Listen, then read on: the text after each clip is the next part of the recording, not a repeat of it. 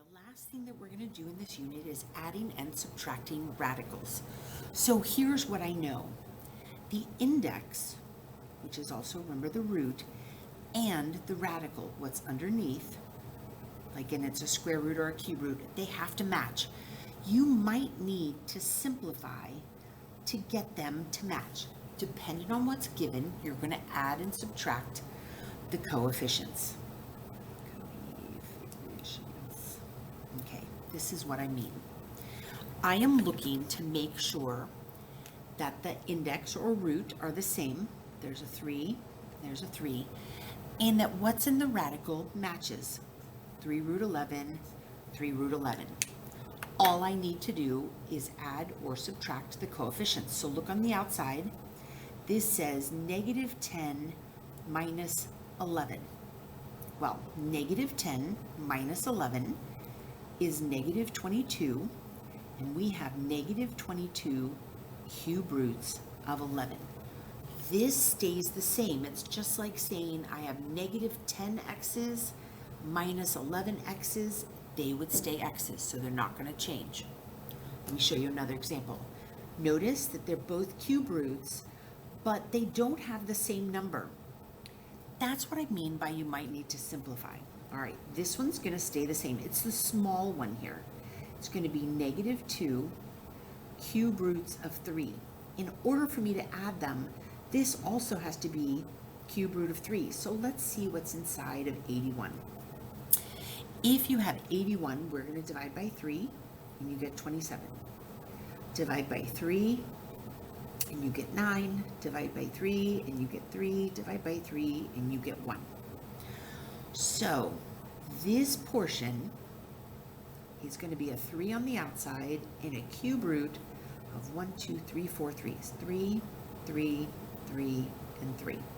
Okay, we're going to grab our group of 3, and 1 comes out. Okay, I'm going to bring this one over. This is negative 2 cube roots of 3. Now when this 3 comes out and joins this one, plus 3 times 3 is 9 cube roots of 3. Now they match. This says negative 2 plus 9. We know that that is 7 cube roots of 3. So the only way you can add them together is if they're the same. So if you look at this next one, think about which two I could put together. I can't put all 3 together because they're not all the same, but this one is a square root of 5, and this one is a square root of 5. So those could go together. 2 plus 2, I have 2 square roots of 5, 2 more square roots of 5, 2 plus 2, I have 4 square roots of 5 minus 5 square roots of 3.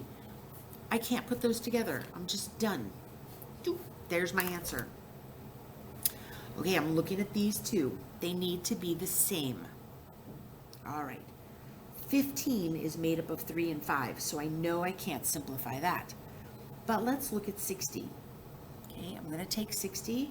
I'm going to divide by 2, and I get 30. I'm going to divide by 2, and I get 15. Woohoo! Look, I have a 15 here.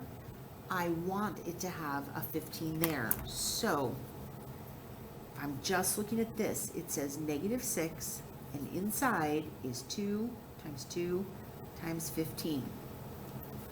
The 2's can escape. So I now have negative 12 square roots of 15, which is fantastic because now they're both the square root of 15. This is 1 square root of 15. Take away 12 square roots of 15. 1 minus 12 is negative 11 square roots of 15. And there's my answer. All right, I want you to try the got it's at the bottom. Pause the video and then come back and check and see how you did. All right, here we go. Square root of 6, square root of 6, they're the same, so it's just 3 minus 2 is 1. I have a singular square root of 6. You could put a 1 in the front, but that doesn't change it. Okay, I'm looking at these, And I need them to be the same if I'm going to add, but this is not simplified. So let me bring over 8, divide by 2, and I get 4, divide by 2, and I get 2, divide by 2, and I get 1. All right, I have 4 square roots of 2 times 2 times 2. I grab a pair, 1 gets out, right? So I'm going to have 8 square roots of 2 plus 5 square roots of 3, because 3 is already simplified. They can't go together. That is your answer.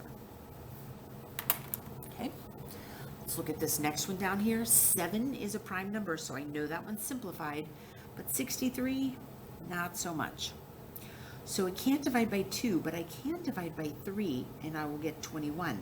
And I can divide by 3, and I get 7. That is what I'm looking for. So I have 10 root 7 plus, so I'll write it out for you, 2, and we have a 3 times 7.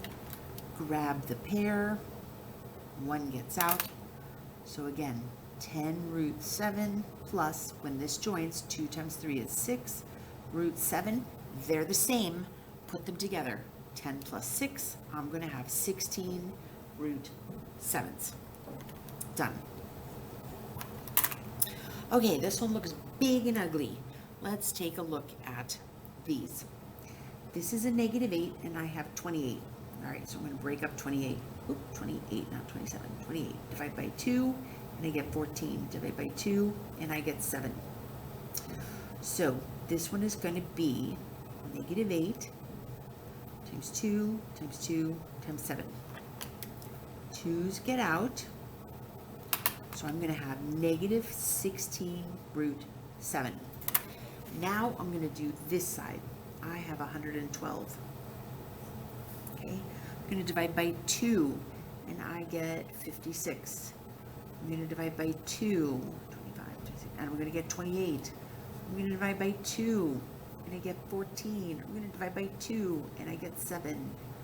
So this is what I have. A plus 4 on the outside. I have 1, 2, 3, 4 2s. So 2 times 2 times 2 times 2 times 7. Grab your pairs. Grab a pair. 1 gets out. Grab a pair. 1 gets out. Outside, I have 4 times 2, which is 8, times 2, which is 16. Root 7s. I can put them together because root 7 and root 7, I have negative 16 plus 16. They cancel out. My answer is 0. Crazy, right? Simplified way down. Okay, turn the page, try the practice, and then we are going to check them. So pause your video. All right, let's take a look at the top. I could have put these together, but instead I broke down the 12, I broke down the 20, I put everything together. What came out is 2 times 2, so I have 4 on the outside, 3 times 5 is left on the inside. Again, I broke down the 18, I broke down the 75, and then I'm going to, I could put it all together underneath, but when I look at this, I have 2, and here's my 18, 2 times 3 times 3, 75 is 3 times 5 times 5. This is going to come out, so the 5 gets out, 3 stays in. The 3 gets out and joins with the 2, so 6 root 2, and then outside to outside is 30. Inside times inside is 6. Okay, again, multiplying. I broke down the 8, right? So it's 2 times 2 times 2. 2 times 6 is on the outside, and then when these come out, I'm going to have negative 12 root 2s. I put together the outside, I got negative 24. I put together the inside, and I got 12. And I realized 12 is not done. So I broke it down again into 2 times 2 times 3. The 2 comes out, so now I end up with negative 48 root 3. Over here, I've got 72. I broke it down. So if you look, a 6, once you see 36 is a perfect square, the 6's get out, so 12 root 2 times The 2's get out. This is just sitting on the outside. Put together 12 times negative 6, and you get negative 72. Try the bottom 4 and then come back. Okay, top practice was multiplying, bottom practice is adding and subtracting. Roots are the same, subtract, you should have negative 2 root 5, right there. They're all 10s, but look at this. This one's a cube root, these ones are square roots. So these are the two that go together. Negative 2 and negative 2 is negative 4 root 10 minus 3 cube roots of 10. That is as far as I can go. Okay. This is a 6, it's simplified all the way. Break down your 150, and a 5 gets out, so I'm going to have 90 root 6. Take 54, break it down. You see how those 3's can get out. That's why negative 12. 6 is still inside. Put it all together. 10 plus 90 minus 12 gives me 88 root 6. Last thing, I need to see what can put together. So I'm going to simplify this 8. When I bring it down, I'll get negative 10 root 2's. I'm going to simplify the 45. When I bring it down, I'm going to get 6 root 5. I'm going to simplify the 200, and it's going to become 30 root 2. The ones that can go together have the root 2's, so negative 10 plus 30 is 20 root 2's plus 6 root 5's. Those can't go together. That's as far as I can go. All right, last part. We are going to be looking for like the mystery letter. If you look at this, we are trying to find out what P is. And do you remember the rule where we're going to multiply these together?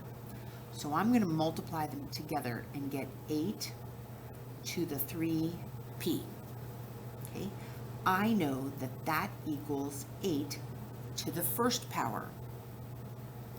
If these are equal to each other, then my exponents are equal to each other. So what I really have is 3P equals 1. We're going to just do our basic algebra. Divide by 3, divide by 3. My P is 1/3. And we're done. Okay? So go over here. Do you remember what you do with those letters? These are going to add together. So this would be 4. Q plus Q is 2 Q's equals 4 to the first. Again, if the bases are the same, the exponents are the same. So what I really have is 2Q equals 1. Basic algebra. Divide by 2, divide by 2. Your Q is 1/2. Okay? You could check that out and make sure it's right. The way you could do that is this is 4 to the 1/2 times 4 to the 1/2. Well, remember we add these up. 1/2 plus 1/2 is 1. That equals 4 to the 1, which is just 4. So I know I've got the right answer. Okay. Multiple choice at the bottom. It says for which value of P is it equivalent to, which means equals to this. So what I need to do is set this thing equal to this. I'm going to put it together. Okay. On the top, I have x to the 8p. On the bottom, I have x to the negative 16.